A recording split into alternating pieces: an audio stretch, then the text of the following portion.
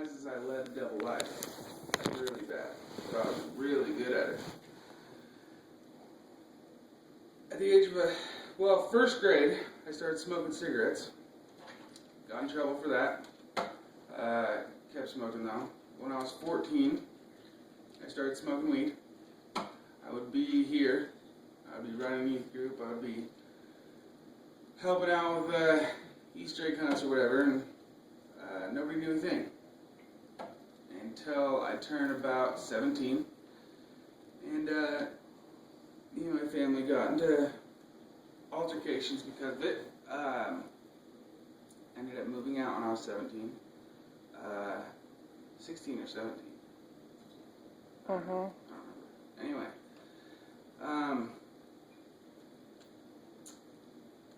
I was working a job at Olive Garden, and I was going to high school, and I moved out into my drug dealer's house. And so he put me on. I started selling marijuana.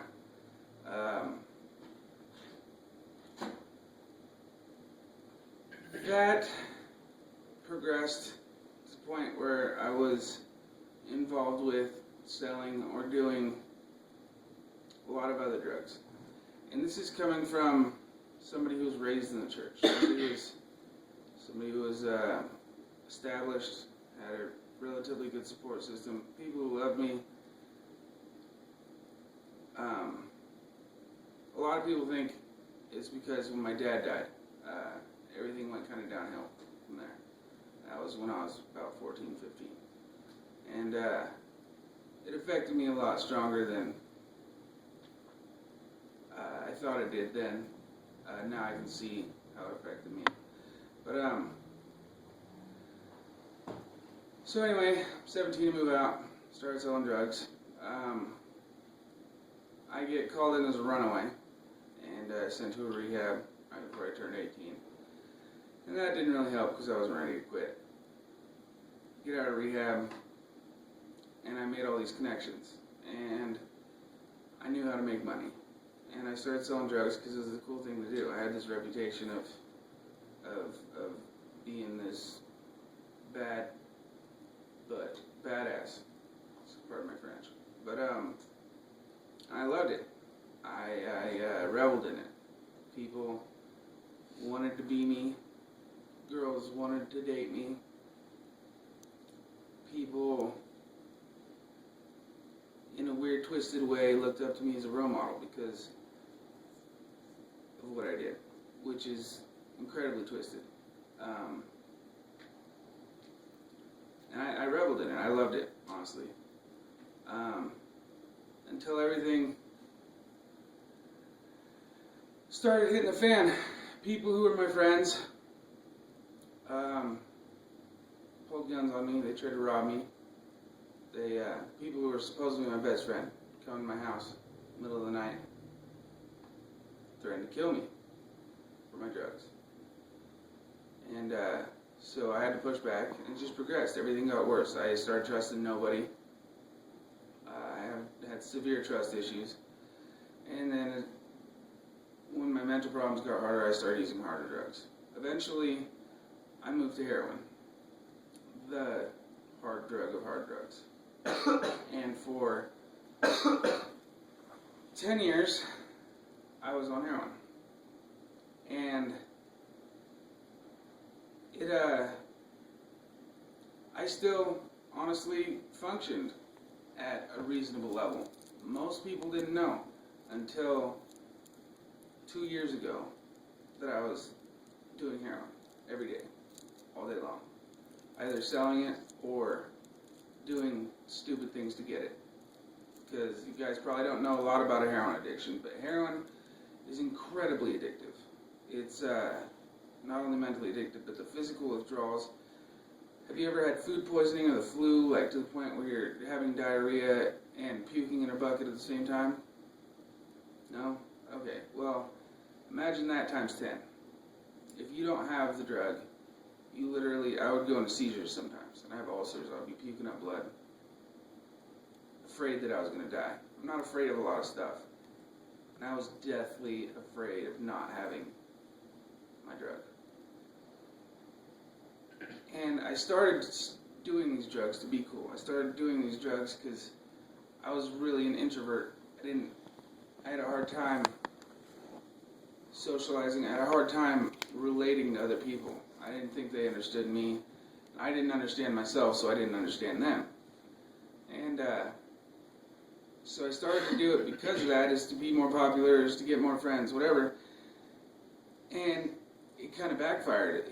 The more and more that I got friends and bad things happened, I would isolate and like shield myself more, and then to the point where it wasn't parties anymore. It was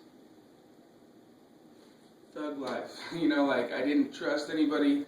The only thing I did was to make money, so I could get my drug and I could sit in my house and not talk to anybody, or I could, because I didn't trust anybody, because I had thousands of dollars on me at any given point, and people wanted that, and they were willing to do stupid stuff for that. Like I said, even my friends, people I considered my best friends, and this progressed until 2 years ago. There was undercover sting on me. They had undercover buys. They had narcs coming and buying stuff from me. And, I had my business set up to where I was making $1,000 a day. And the faster that I got the money, the faster I spent it. So I was making all this money, but I didn't have a lot to show for it. I had an apartment, I had clothes and whatever I wanted, really. I ate out all the time and did however much drugs I wanted to. I shared with people like my girlfriend, or I had runners and a couple people, very close people that I knew for a long time, that would hang out with me, or I'd allow them to hang out with me. And then the sting happened. I was going to get more because I'd ran out, and the cops came in. It was like an episode of Cops, but more hardcore. It was, I went and got it. Next thing I know, I'm at Cleveland Max stop, and 10, 12 police cars swarm out, guns pulled, dragged me out of the car, and put me down. And I just spent $1,000 on what I was getting, the drugs I was getting. I had $2,000 in my pocket, and another $3,000 at the apartment. When they raided me, they took all that. They took all my iPads, computers, my Xboxes. I got thrown in jail, and got out a couple days later on pretrial release. It means they didn't have enough room to house me. It's all over the news. So this is how my mom finds out. She thinks I maybe smoke some weed. She doesn't know that I'm doing drugs. And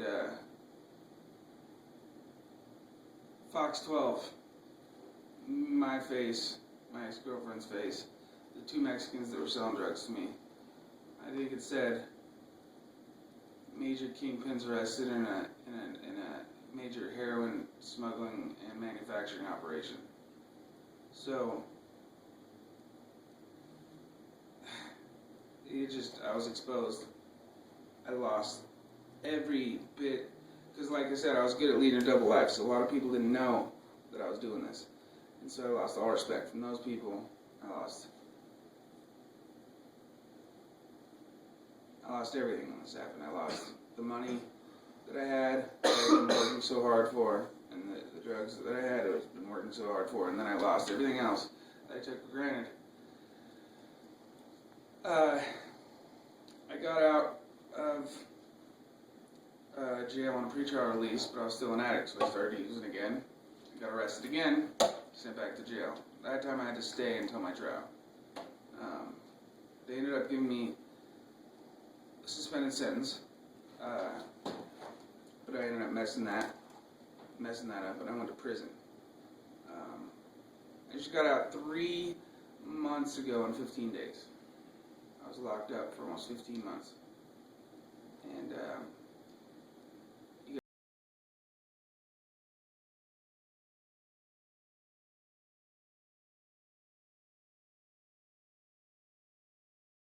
death row is, and that's where I was stuck. I'm a big guy, and I'm classified as a security threat because I'm a big guy, and I've been known to fight. But so I'm stuck in this big house with, like, I thought I was big bad tough guy, you know. You get into it, you get in prison, and there's always somebody bigger, and there's always somebody stronger. There's always somebody willing to do and go farther than you're willing to do. And so it's a scary place. It's a real scary place.